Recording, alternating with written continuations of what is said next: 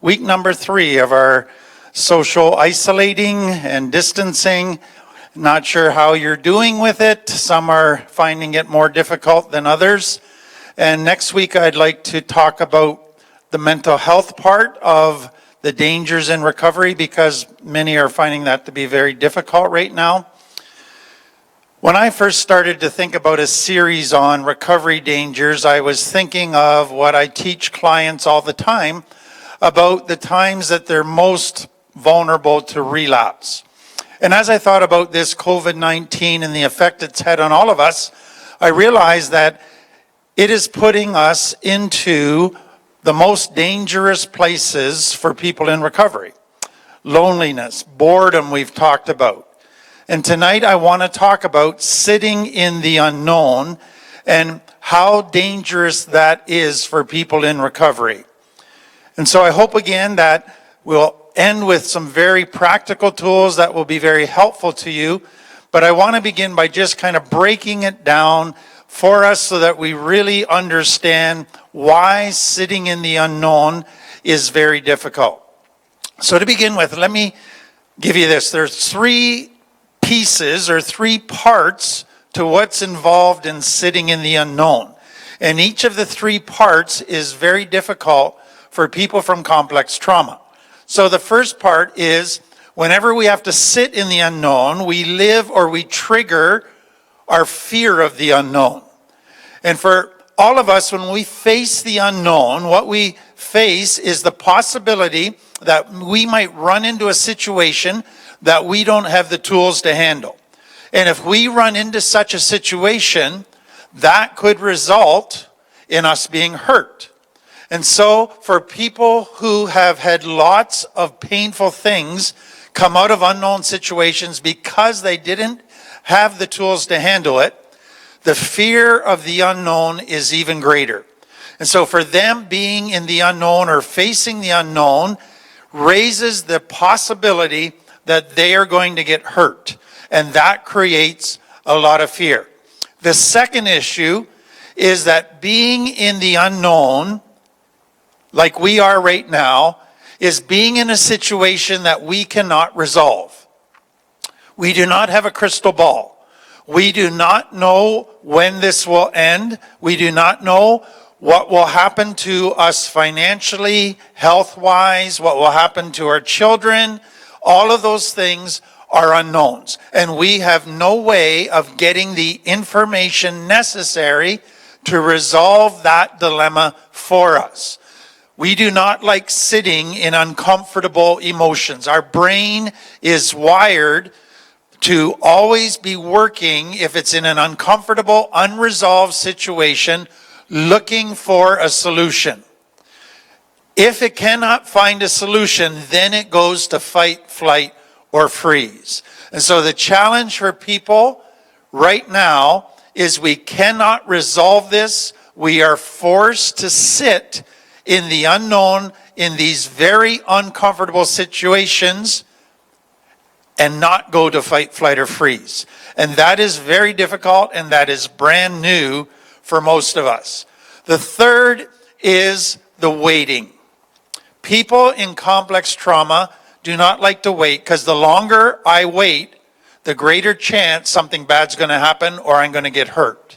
So we wouldn't mind waiting if we knew it was only going to be for a day or so.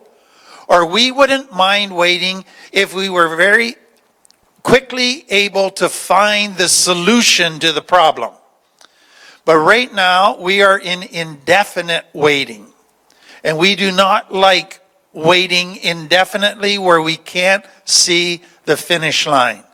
And so those 3 things make this whole sitting in the unknown a very dangerous and not like situation for people from complex trauma who are in recovery. I found it interesting just to be kind of keeping track of what is happening as far as studies and commentators, what they're saying, but they're finding that when it comes to health-related issues, about 2/3 of Americans cite uncertainty about the future as a great source of stress. And I think we all can relate to that. And I wouldn't be surprised that that number has gone up since that study was done. Another piece of research, which to me takes us to the complex trauma topic, is this. It says research shows that people react differently to uncertainty, and that those with higher intolerance for uncertainty, so those who can't sit in uncomfortable, unknown, they may be less resilient and more prone to having a low mood, negative or down feelings, and anxiety. In other words, people with complex trauma do not do well with uncertainty, and when they're put in a situation of uncertainty that they can't resolve, it will affect their mental health. They will become greater depression, greater anxiety, and greater negativity. And that, I think, for anybody in recovery, you understand that. Now, I thought it might be good to kind of give a foundation to this, to look at what would it be like for a child in a healthy home who faces a time of uncertainty. And there's two scenarios that a child from a healthy home might face. So number one, think of a child that is going to be going to kindergarten for the first time. And they are nervous. This is an unknown. They don't know what to expect. They don't know if they're going to have the tools to handle it. And they're scared. And that's very normal. But parents would sit down with that child and say, here's what's going to happen when you get there. You'll get off the bus, and then you'll go to your classroom, your teacher will meet you, you'll go to your desk, and they'll explain everything so that the child can kind of mentally picture the events of the day. Then they'll say, and here's what you can try. Your friend Jimmy's going to be there. You can go sit with him and have your lunch with him. And they will go through different tools and suggestions that will help that child have confidence to face that day. Now, the child's still going to feel nervousness, but once they get there and they begin see that things are unfolding like mom and dad said they would, and that the tools that mom and dad gave them are working, their anxiety is going to get less and less. And they're going to come to a place where they go, okay, when I face an unknown situation, I need parents who can give me tools, parents who can help me understand what is going to happen and prepare me for it, and then I can face it with confidence. It's not necessarily going to be a disaster or a painful thing. There's a second scenario that a child from a healthy home might face. They might be in a situation that is also unknown for mom and dad, not just for them. And so what that child will then do is take their emotional cues from mom and dad. So if they see mom and dad talking to each other, they see mom and dad doing things that help them stay calm, that help them find some type of a rock. So they might pray, they might meditate, they might do things as a family to encourage each other. Then they're going to say, because mom and dad are facing this calmly, I can be calm. Mom and dad become my rock. Mom and dad become my gauge. Mom and dad determine the amount of anxiety that I'm going to have. And so that is what would happen in a healthy home for a child growing up. Now let me take you to a child growing up in complex trauma. There are a number of different situations in complex trauma families that have an unknown element to them. And that's what I want you to understand. So facing or fear of the unknown is not just about one or two different things. It can be triggered by many different types of things. And each one of those triggers, if in the past the child was not able to resolve it and had to go to fight, flight, or freeze, if that trigger happens today, their brain wants to go immediately to fight, flight, or freeze. And so that becomes what they're dealing with. So the scenarios that a child in complex trauma has that the brain would consider to be an unknown are, number one, ongoing danger. So you might have danger on any given day, multiple times a day. You know that from your history. And so living within this family is living with the possibility of danger many times a day. And that is a constant unknown. Constant living in unknown. Because there's always risk of something bad happening. Secondly, a family where there's inconsistency. To the brain, that is an unknown. So is dad going to come home angry today or happy? What will mom's mood be today? Unknown. And so you're constantly on guard because you don't know what to expect because of lack of consistency. Number 3, frequent changes within the family. So just think of a family that moved a lot. So every time you turn around, you're going to a different school, in a different neighborhood, having to make new friends. Mom's got a new guy in her life. Unknown because of change after change after change. And for most kids growing up in that, every change usually resulted in more pain. And so unknown equals pain in their mind. Now there's a fourth one, and this one has an element of cruelty to it. So imagine a child who has their bicycle and the chain keeps falling off. And they're getting frustrated because of that. And they cry one day when they get home, and dad says, "I'll fix your chain tomorrow." The child gets their hope up. Now, this is not an unknown with the chain as far as the unknown going on forever. Dad said he would fix it. The unknown is going to end. The next day, dad doesn't fix it. And then over their life, they see that whenever they're in an unknown that's frustrating, dad makes them a promise, and it's like dangling a carrot in front of them. It gets their hopes up, and then dad never delivers. And that is a cruel type of an unknown for a child, because it doesn't just result in your hopes getting crushed. It results in a lot of pain and a feeling that I'm not good enough, a feeling of cruelty on dad's part, abuse. All of those things go in that type of unknown. Here's a quote that I came across. For someone dealing with complex trauma, the anxiety they feel is not rational. And it's talking about anxiety today. For those who have experienced trauma, anxiety comes from an automatic physiological response to what has actually already happened in the past. And so what it is saying is, when you have gone through situation after situation and that has become your normal, your brain then and your body have lived through the worst case scenario situations.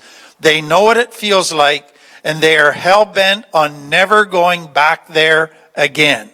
In other words, when you have lived in the unknown and been hurt repeatedly and had the worst case scenario, your brain says the next thing that even smells like the unknown, I'm out of here, because I am not going to get hurt again by that unknown.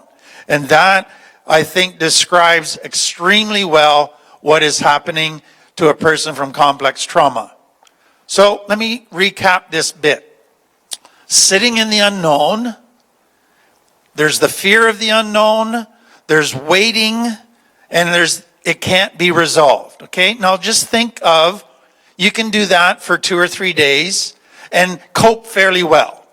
But what happens if it keeps on going on for 2 weeks, 3 weeks, and there's no relief yet? There's no end in sight yet. You have not found a solution to it yet. And so it still remains unknown as to its length, as to its solution, as to its effect, and it's not resolvable. I think this graph gives you an idea of what happens. Over time, sitting in the unknown, your anxiety gets a little higher every day. And eventually you can get to a place where your brain says, enough. I can't take this anymore because I am sure something bad, the worst case scenario, is going to happen. I'm out of here. Fight, flight, or freeze. So we call this technically distress intolerance. And what it means is people from complex trauma, they have a threshold on how much they can tolerate of uncomfortable emotions. Once they hit that threshold, their brain goes into fight, flight, or freeze. It cannot hang in there any longer. And that is the danger for people from complex trauma sitting in the unknown. Now let me take that a little bit further. What I want you to now see is what else gets triggered by this sitting in the unknown. So it's not just fear of getting hurt. A whole bunch of other things get triggered. And these things start to compound. And that's what adds to the anxiety. So we've talked about stress and anxiety as being emotions that are getting triggered by the unknown.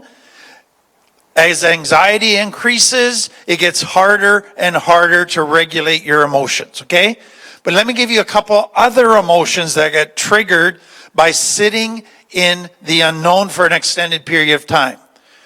When you sit in the unknown for an extended period of time, you begin to feel more and more out of control, losing control, and that is not a good place for a lot of people.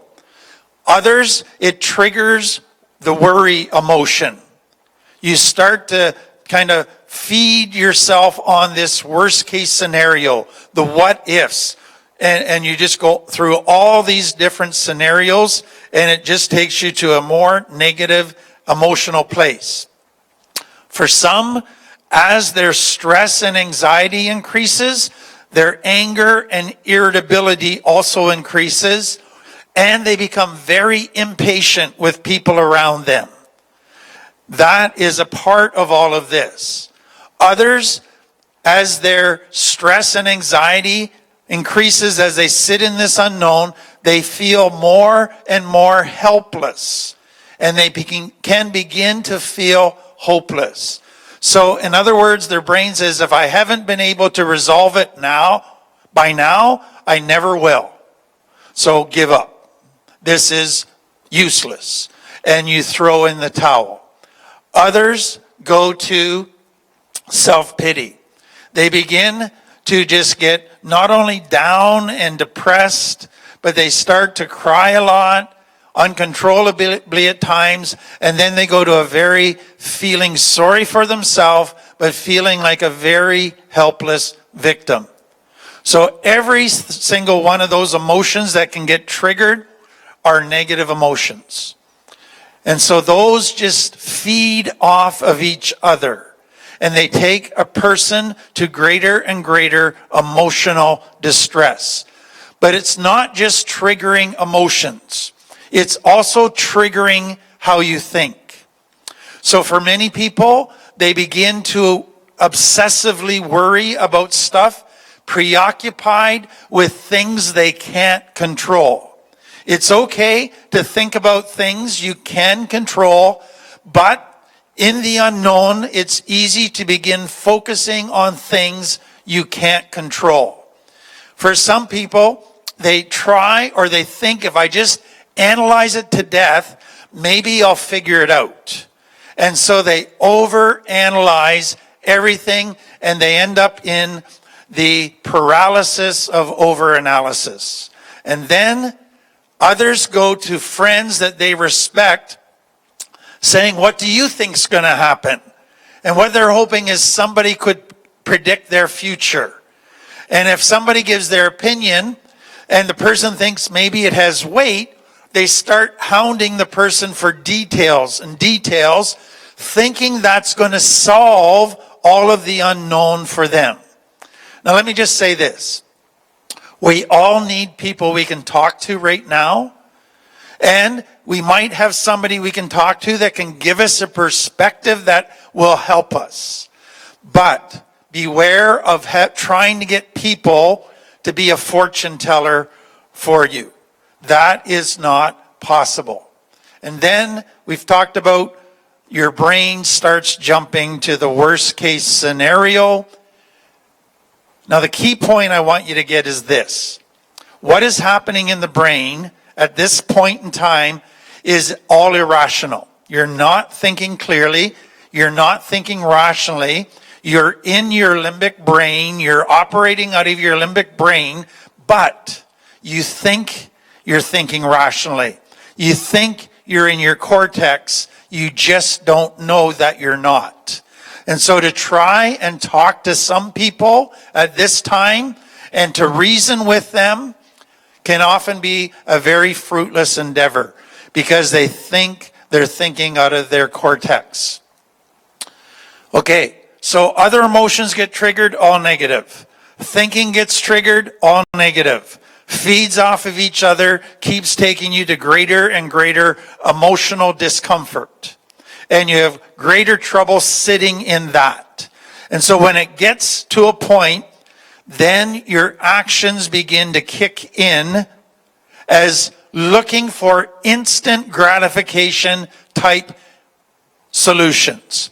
And they might seem to work for a little bit, but they all make it worse long term. So this is where people can become, again, very impulsive. And what's going on in the brain is I have to do something. I can't just sit here. Doing something is better than nothing. I can't handle any more inactivity. And so they do something, but it's usually not something that's very healthy. But it's just a desperate attempt to escape where they're at.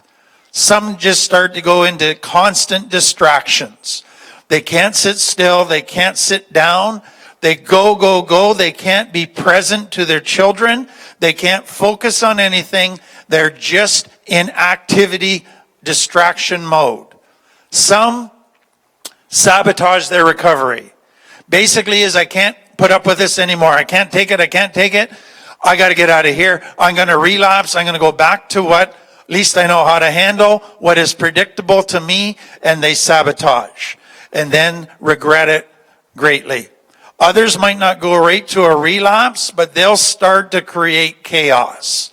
They'll start pushing other people's buttons. They'll start creating drama just to get them out of the feelings that they're in.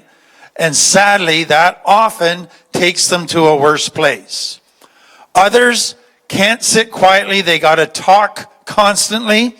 And they wear people out, analyzing it, talking about it, going through every fear they have, every worst case scenario they have.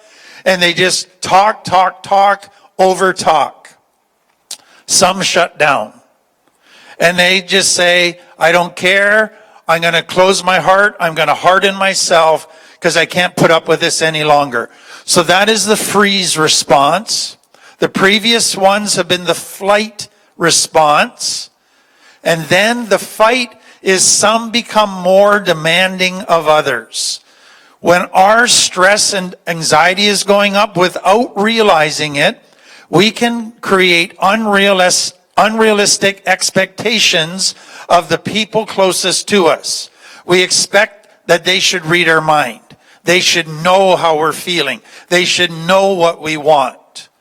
And we expect that they're going to make extra sacrifices to ease our discomfort. I found it very interesting to learn this about the brain.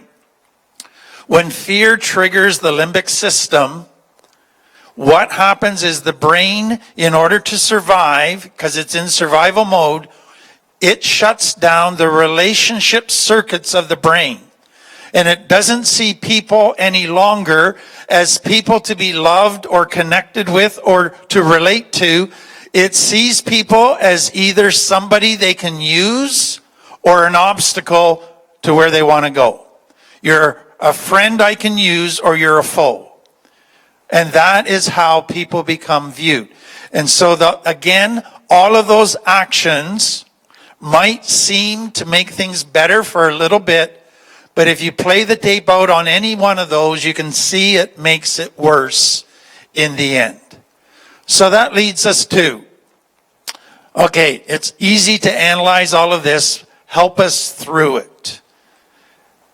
We were doing fine for the first week, the second week, but this third week of social distancing has been really difficult. And we dread a fourth week and a fifth week. How do we sit in this unknown without losing it and going into fight, flight, or freeze? So let me give you a couple very practical things. Take time to figure out what you can control and what you can't. And if it helps you to do this serenity prayer, do that. But start to figure out what you can control and what you can't. And don't focus on what you can't, because that's the part that will drive you crazy. So then you accept what you can't control. A lot of us, when we see what we can't control, then we get all upset and we just wish we could control it, and we're mad that we can't control it, and we get ourselves all worked up. We have to come to the place where we can accept that I can't control this right now. And that is an important place that can bring peace. And that is not just accepting that I can't control this. What you're also accepting is I have to sit in these uncomfortable emotions that cannot be resolved right now. And that, I can fight against that, I can complain about it all I want, but until I accept that I have to sit in it, I won't have peace. So that is important. Now let me just say this. We can't totally resolve all of our feelings right now because of all the unknowns, but that doesn't mean we can't have some resolution. There are things that we can do that will help us regulate our emotions, help us handle sitting in uncomfortable unknown a little bit better. And so we're going to talk about that in a minute. Okay, so avoid dwelling on things you can't control. Now I can, a lot of the time I can say, you know what, I'm not even going to think about that, and I can put it out of my mind. But there's other times that thing just keeps popping into my head. And I can't just, by sheer willpower, push it out of my head. So there are going to be times when you're struggling to keep your thinking under control, where you're going to need a healthy distraction. Something that just gets you busy and gets your brain off of thinking on those things that you can't control. So healthy distractions have their place and can be a very good thing. Okay, next one. You have to parent yourself. So I put it this way. You got to talk to yourself. Maybe out loud, maybe not out loud. Depends what works best for you. But you have to be able to say to yourself, and you picture yourself as a kind of a child getting ready to go to kindergarten, and you're all nervous, and you can say to yourself, you know what, you have the tools and resources to get through this. You've been learning things. You've been learning how to handle emotions. You've been learning how to connect with people. You've been learning healthy distractions. You do have tools. You have people you can talk to. And you've learned that you can sit in this stuff and it won't kill you. You will still wake up tomorrow morning if you sit in it today. So you can coach yourself, talk yourself through it. Now there's two skills that I think are absolutely necessary to do repeatedly during this time of sitting in the unknown. Number one, ground yourself regularly. Everybody has different ways of grounding themselves, but what it simply means is things that help you get out of your limbic brain back into your cortex. Things that help you de-escalate emotionally so that you can regulate your emotions and tolerate certain amount of emotional distress. So some people need to do breathing exercises a number of times a day, or yoga, or prayer, or meditation, or going for a walk, or listening to certain music, or some other type of thing that just gets you centered and grounded again. And you might have to do it many times a day in this time of dealing with this unknown. So that is critical. Secondly, we call it mindfulness, but it's maintaining the routine and the activities that keep you in a good headspace. Because sitting in the unknown is constantly battling a good headspace. It is trying to take you to a negative headspace. So, what are things that you can do or need to do as part of a daily routine that keep you in a good headspace? Number one for many people is the spiritual connection. Taking time to surrender, to trust, to pray, to communicate with their higher power. Some, they do that in nature. Some, they need to have a routine where they go for a walk or have some exercise, where they talk to somebody every day. They need to have a time of feeling very connected at an intimate level. That keeps them in a good headspace. They need to have a time where they laugh and just have some enjoyment in the midst of this uncertainty. Figure out the routine. And part of what happens in this unknown that we're living in, this COVID-19, is it's messed up everybody's routine. And with children being home from school, that messes up routine even more. And so doing mindfulness things might be something you have to fight for. It might be something you just say, I gotta take an hour or a half hour to myself first thing in the morning, or I'm never going to get in a good headspace and I'll ruin my whole day. So these are challenging times for people who live with complex trauma. And I just hope that these few tools will give you the encouragement and the help to continue to get through this time. Going on this journey with the people of Israel after they came out of slavery in Egypt, which was their generations of complex trauma, and we've been watching both how their complex trauma has affected the way they react, and we've also watched what God's been doing to help them heal from their trauma and learn healthy ways of coping and relating to others.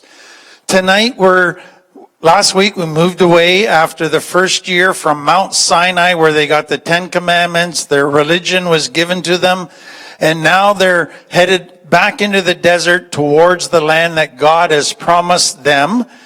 And that would be, it started out just to be a year, and then because of some rebellion, they had to wander around the desert for 38 years. And now they're coming to the end of that. And as you come out of the desert towards Israel, modern day Jordan is right between the desert and Israel. And so they're coming up on Jordan, okay? And a huge change of plans. Well, not even a huge change of plans. A little change of plans takes place, but they think it's a huge change of plans. So let me read it to you, because some of you will relate to this unexpected change of plans that you've been going through with COVID-19. So Numbers 21 says this: Then the people of Israel set out from Mount Hor, taking the road to the Red Sea to go around the land of Edom. But the people grew impatient with the long journey, and they began to speak against God and Moses. Why have you brought us out of Egypt to die here in the wilderness? They complained. There's nothing to eat here and nothing to drink, and we hate this horrible manna. And you go, where did that come from? They're just are heading on, and they decide to go around the land of Edom, which is modern Jordan. So let me give you kind of the background of what's happening. As they were coming to the promised land, they were attacked by an enemy. And they've defeated that enemy.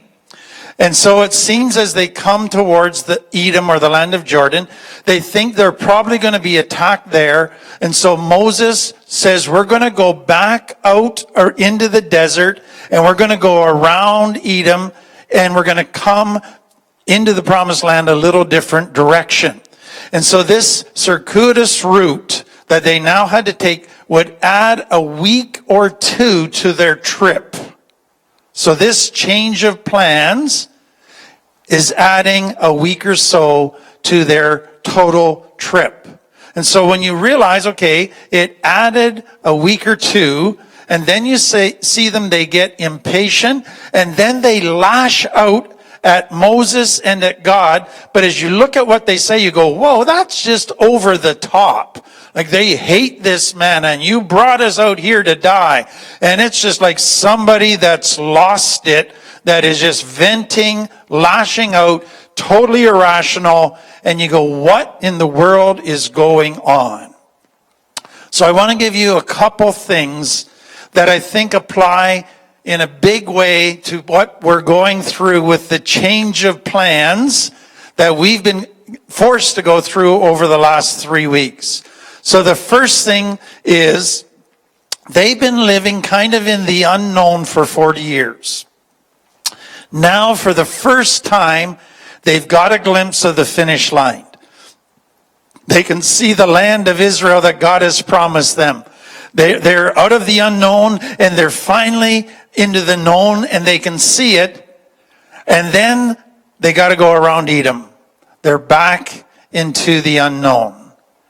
And that is like a kick in the gut. You can just feel the wind go out of their sails to go back into the unknown after seeing the known.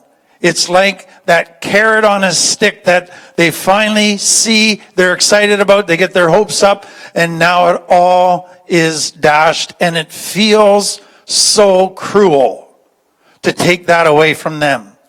But I think there's a second thing, and this one is something they probably weren't even aware was happening inside of them. But can you imagine what it would be like to live in the desert for 40 years? Every day you're walking in a hot, dry climate. Every day, almost, you're taking your tent down in the morning, walking, setting your tent back up at night, taking it down again, setting it back up. You're not able to settle down. You're not able to ever have a place you call home, where you can totally relax, where you can finally have a few extra comforts. You're living constantly on the bare necessities. You're sacrificing all kinds of comforts, sleeping on the ground, living in a tent, living in this huge community. Can you imagine, without even realizing, how much you would long for a home that was a permanent place? And how tiring it would be.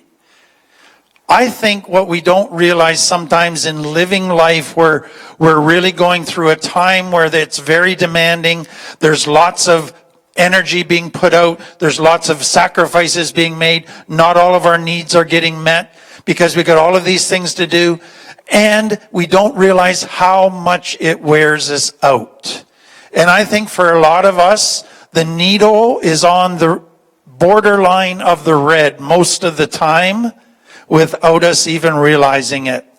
And then it takes one thing to push the needle into the red, and we explode and lose it. So it's not the one thing that's at fault. It's that there's been this gradual toll that's being taken over the years of pushing ourselves, of living the way we've been living, that now is all piled up, and the needle is in the red. And I think that's what was happening to Israel, and it can happen to us. There's a third thing. If you stop and think about what happens inside of you when you're very tired, but you're overwhelmed. You feel overwhelmed. The stress has built to the point where you don't think you can handle it anymore. And then all of a sudden, there's a change of plans. Most of us don't handle that change of plans very well if we're feeling stressed out, overwhelmed, tired, exhausted. Because A slight change of plans means I got to put out more energy longer, and I'm already exhausted. It means I have to do a bit more stuff that I don't want to do, add extra stress to an already maxed out stress machine, and I can't handle it. So we overreact, and we get very impatient with others. We get very demanding of others. We get very frustrated, and we lash out. Let me give you a couple examples in case you haven't been able to figure it out. I remember a few years ago, Kim was renovating our house. She's the carpenter. I sit home and crochet. But she was renovating the house, and I don't like renovations, but this was one of the ones where you put the plastic sheets up to kind of box out a room, and if you want to get to one part of the house where you have to go through that room, you lift up the sheets and you get all this sawdust and drywall dust all over you, and it's just gross, okay?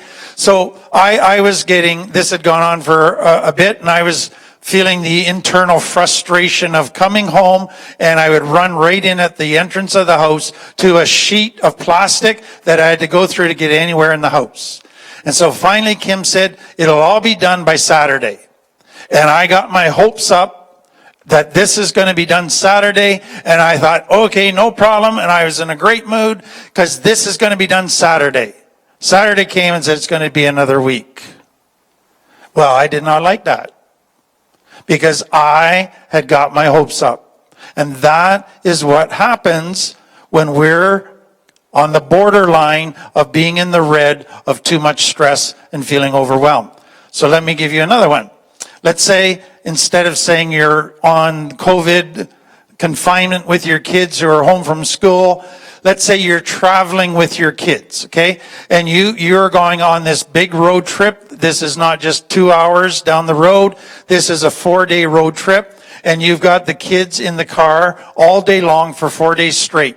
First day, kids are great. Second day, they start whining a bit. Third day, they're whining even more. Fourth day, you don't know if you're going to kill them or what you're going to do, but it's getting bad. And then you go, okay, the hotel is 1 hour away. Okay, I can get it. I can make it. I can make it. I can handle this. And you're getting your hopes up, and you're actually very patient all of a sudden, and you're half hour away, and you hit a construction zone. And you got to wait for 3 hours for getting through that construction zone with kids who are whining away. Some of you would have a meltdown. Some of you would explode. That's what's happening with the people of Israel. They have been soldiering through this difficult life for 40 years. Sacrifice, hardship, difficulty, and the finish line is just up there, and now they got to take a detour. And they lose it, and it is not good. So tiredness, exhaustion, it can change us internally without it realizing us. It can cause us not just to have a meltdown, but then it changes how we view others. We demand more of others. We expect more of others. We increase our expectations of everybody around us. And we become hard to live with because we become so demanding. And then we lash out if people don't deliver the way we think they should. And that was what was happening in Israel. And you have a whole zoo of angry monkeys taking place, lashing out at each other. There's a verse in the Bible that says, hope deferred makes the heart sick. And what it is saying is when we get our hopes up after a time of hardship and frustration, and then have those hopes dashed, it makes us feel sick. Soul sick, depressed. It is a very painful thing. And so some of you might be going through that this week. You've gone through this change of plans, and you were already tired going into it. Now your stress meter is in the red. And the slightest little thing sets you off big time. Just like the people of Israel. What can help us? Very practically, and we've covered some stuff in the first part, but let me add a couple of things from personal and spiritual. When I find myself in a situation where I know I'm frustrated, I know that I'm stressed and feeling overwhelmed, and then I get angry, I stop and I ask myself, what are your expectations, Tim, right now? And I go through, what do I expect of Kim? What do I expect of others? And then I go, are those realistic or not? And often they are not. And I realize it's my stuff I need to deal with. Second thing I do, is there anything I can do about it? I can complain all I want. I can get angry. Is there anything I can do? If there is, do it. If not, just accept it. And so that for me means going to God and saying, okay, God, I just have to surrender to you again. I have to trust you right now. I am accepting kind of this situation because there's nothing here that I can control or do anything about. And I have to bring myself to that place of trust. Do you realize that the solution to the fear of the unknown is trust? It could be that I trust that I have the resources, or it could be I trust the person who's committed themselves to me who has resources. And so if I have God in my life, I can say, God, I don't have resources. I don't know what's going on here. I feel fear rising, but I choose to trust. And that will help us in times of the unknown. To end on a note that you probably don't want me to end on, one of the benefits of these times of change of plans, going through change of plans when we're feeling exhausted and we just want the finish line to come up quickly, it's one of the ways God builds patience into us. You realize you don't build patience into a child by giving them what they want within a second of when they want it. A child learns patience by having to wait. And as they learn to wait, and it always gets delivered, eventually, as promised, they realize, I can wait, and I don't have to get upset or antsy because I know it will come. It was promised. So patience is learned by sitting through waiting. And that is what God is doing with Israel. It is training them that God may not deliver on my time schedule, but he will always deliver as promised. And we can trust him, and that means we can wait without getting angry in the waiting process. Again, I just hope that gives you a little bit of extra to help you through this time of change of plans